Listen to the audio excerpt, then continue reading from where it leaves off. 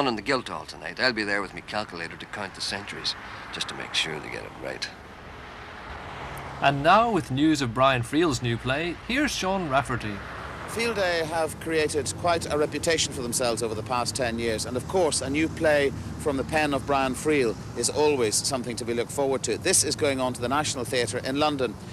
Making History is set in a turbulent period in Irish history, the end of the Gaelic chieftains, but it's much more than that. It's about making history and about perhaps the myths that we create for ourselves. Stephen Ray plays Hugh O'Neill. Neil Tabine plays Archbishop Lombard, who's writing O'Neill's history his way. There are echoes of today's politics right through this play. I mean, you keep being reminded of somebody by a sentence or by an attitude, and that's very intriguing. And in a way, it's almost like a historical and intellectual thriller.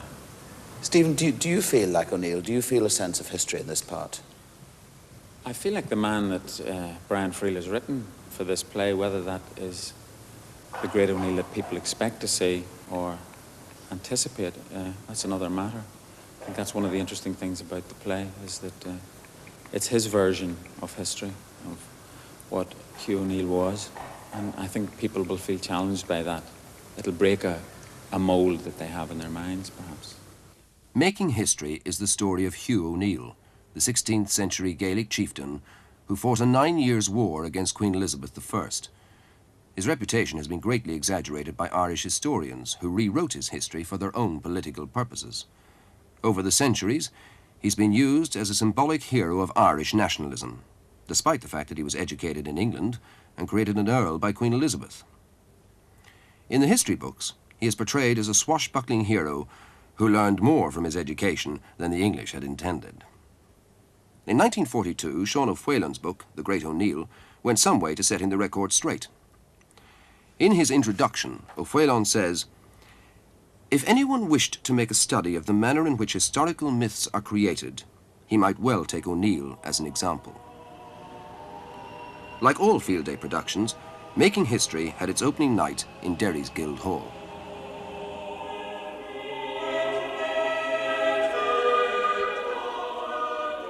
The Guildhall building is a huge symbol of empire, of the union, of some kind of adherence to English principles. So, of course, there's an irony in us doing plays there, which maybe undermine that position, or certainly come from a different point of view.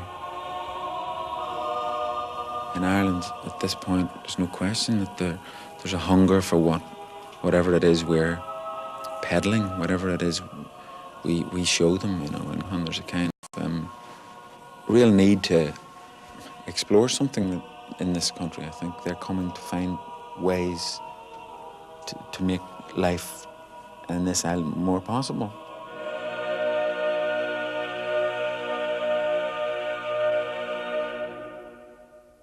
In Making History, playwright Brian Friel sets up a confrontation between O'Neill and one of his first biographers, Archbishop Peter Lombard, who began the distortion of O'Neill's history. And I hear you're writing our history, Peter. Ah, Harry's been talking. Have you begun? No, just checking some events and dates. And when your checking is done? Then I suppose I shall try to arrange the material into a shape. Eventually. And interpret what you've gathered? Not interpret, you, just describe. Without comment? I'll just try to tell the story of what I saw and took part in as accurately as I can. But you'll tell the truth. The hero of the play is Hugh O'Neill, who was the last of the great Irish chieftains. He led the last of the resistance to English rule, to the imposition of English rule in Ireland, in Ulster. I mean, Ulster was the most rebellious of the four provinces. The others had really been tamed. But Hugh O'Neill, with an alliance of other chieftains, held out there to the 16th century, and in the end was defeated by Queen Elizabeth and had to flee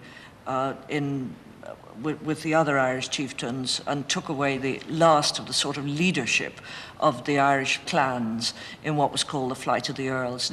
And it was the end of a concerted Irish resistance to British rule.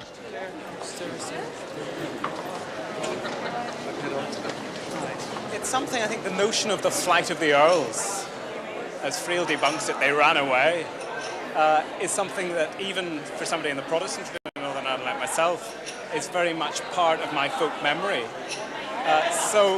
And yet it's remote enough for me not really to know the details, not to know the facts. And I wouldn't say the play explodes them, but it certainly casts light on them. But I wouldn't want to see the play in for my own purposes in a very strict regional way. I think that it has a much more universal significance. Well, it's a marvellous drama of the difficulties between England and Ireland, in the sense that it puts O'Neill into the context of a European figure, and it puts the whole Irish conflict with England into the context of the Spanish threat to England and why Ireland has remained different. I think of Field Day as being, let's say, like the wooden horse of Troy. It's rolled inside the city gates and it opens out after hours, and instead of soldiers pouring out come actors.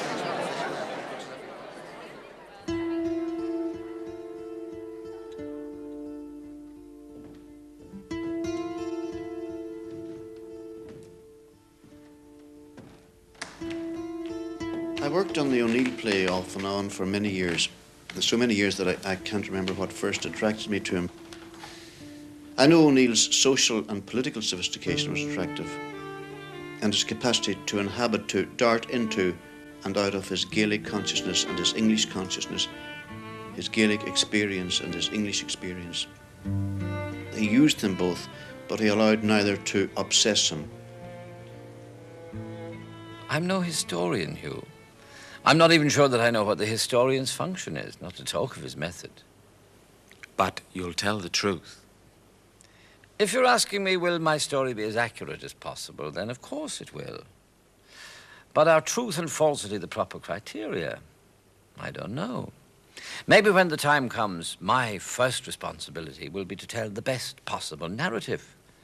Isn't that what history is? A kind of storytelling. Is it? Imposing a pattern on events that were mostly casual and haphazard, and shaping them into a narrative that is logical and interesting. Oh, yes, I think so. And where does the truth come into all this? I'm not sure that truth is a primary ingredient. Is that a shocking thing to say? Maybe when the time comes, imagination will be as important as information. But one thing I can promise you, Hugh, nothing will be put down on paper for years and years. History has to be made before it's remade.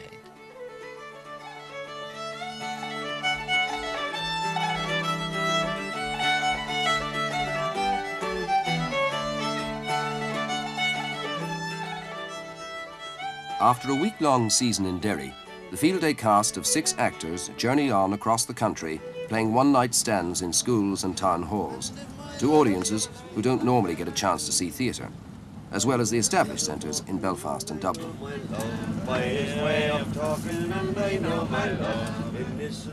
Apart from Stephen Ray, all the actors in the company are coping with the experience of a Field Day tour for the first time. 59 performances in the space of 10 weeks in 21 different towns. Field Day was founded in 1980 by Stephen Ray and playwright Brian Friel.